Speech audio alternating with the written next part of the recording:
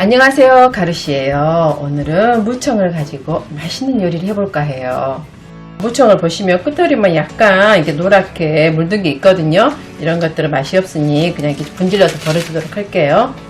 이대로 무청을 넣기는 너무 뻣뻣해요. 그러니까 끓는 물에 소금을 넣고 무청을 센 불에서 한번 삶아줄게요. 이때 포인트가 하나 있는데 줄기가 잎보다 워낙 억세거든요. 그러니까 이 줄기만 넣고 조금 더 삶아준 다음에 나중에 잎까지 한번 삶아주도록 할게요. 또 가만히 놔두기보다는 또 우아래 한번 뒤집어져서 골고루 익혀줘야 되겠죠. 저는 꼭 이때쯤 되면 다발무가 엄청 많이 쏟아져 나오거든요. 근데 사람들은 이게 손질법을 몰라서 무는 드시고 이 무청은 버리는 경우가 되게 많으셔요. 그게 정말 아깝더라고요. 이거 지져먹고 국 끓여먹고 무쳐먹으면 이만한 반찬이 또 없어요. 그래서 저는 다발무를 살 때마다 이렇게 무청을 잘 삶아서 냉동실에 넣어놓으면 1년 내내 아주 집 반찬으로 손색이 없어요. 대략 만져봤을 때 살짝 들어가면 다 된 거랍니다.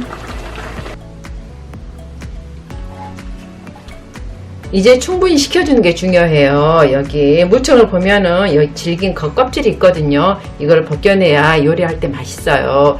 이걸 제가 벗겨보겠다고 아주 오래 삶아도 보고 또 베이킹 소다도 넣어서도 해봤는데 너희 하나는 너무 또 시간이 오래 걸리고 또 베이킹 소다를 또 자칫 잘못 쓰다 보면 이게 입이 좀 물러지는 경우가 있더라고요. 그런데 제가 이제 할머니한테 물어봐서 이렇게 알아낸 비법이에요. 이렇게 많이 삶지는 않고 삶아서 이렇게 내놓고 여기서 충분히 식혀주면 맛있을 뿐더러 또 부드럽고 껍질까지 잘 벗겨진답니다. 2시간이 지난 후에 이제 흙이 그래 좀 잔 흙이 남아있을 수 있거든요. 그러니까 2-3번 정도 깨끗하게 씻어 놓은 다음에 이제 저장할 건 저장하고 껍질 벗길 건 벗길게요. 이게 한 번에 요리하기에는 워낙 양이 많아요. 그러니까 보관하실 분들은 이렇게 소분해서 지퍼백에 넣고 물을 넣어서 냉동실에 보관하시면 된답니다. 이게 무청 시래기만 넣으면 나중에 냉동돼 가지고 해동됐을 때 수분이 다 빠져서 쭉쟁이만 남을 수 있거든요. 그러니까 이렇게 넉넉하게 물을 넣어서 얼려주셔야 돼요. 이제 요리를 해볼 건데 반드시 껍질을 벗겨주세요. 이거 껍질 안 벗기면 나중에 질겅질겅 씹혀서 좀 먹는데 식감이 방해되더라고요. 여기에 된장, 간장, 다진 마늘, 들기름 넣고 한번 바락바락 주물러 주세요. 그래야 간이 쏙 배서 훨씬 더 부드럽고 맛있게 된답니다. 또 이게 너무 길다 싶으면 잘라서 해도 되거든요. 근데 저는 이렇게 줄기부터 잎까지 한 번에 착 걸쳐 먹는 게 좋더라고요. 그 다음 채 썬 양파, 또 볶음 멸치를 넣어줄 건데 나중에 먹기 편하게 머리, 내장, 뼈는 빼주었답니다. 그리고 이게 청양고추가 좀 들어가야지 끝맛이 칼칼하니 맛있어요. 한 개 분질러서 넣어주고 우리 또 맛있는 국물을 내주는 다시마까지 넣고 이제 쌀뜨물을 넣고 끓여주시면 된답니다.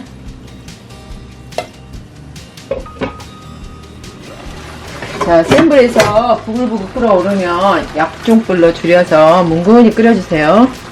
이렇게 뭉근히 졸여줘야지 이 억센 게 많이 수그러들여서 간도 쏙 배고 아주 맛난 무청 디지미가 된답니다.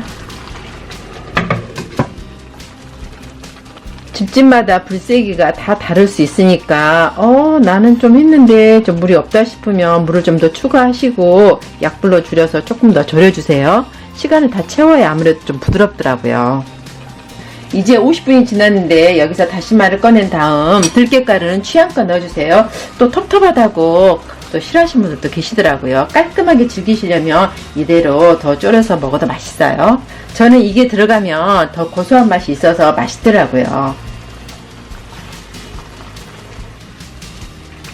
이제 국물도 다 졸아들고 간이 쏙 배었으면 통틀게만 살짝 끓여주시면 끝. 이게 워낙 양이 많아서 한 번에 담아 먹고 냉장고에 넣어놔야 되는데 꼭 넣어놓으실 때는 차갑게 다 식은 다음에 넣어놓으셔야 돼요. 이게 좀 어중간할 때 넣어놓으면 나중에 꼭 빨리 쉰답니다. 여러분도 이번 가을에는 무청 알뜰살뜰 맛있게 해서 드시고 오늘도 내일도 힘내세요.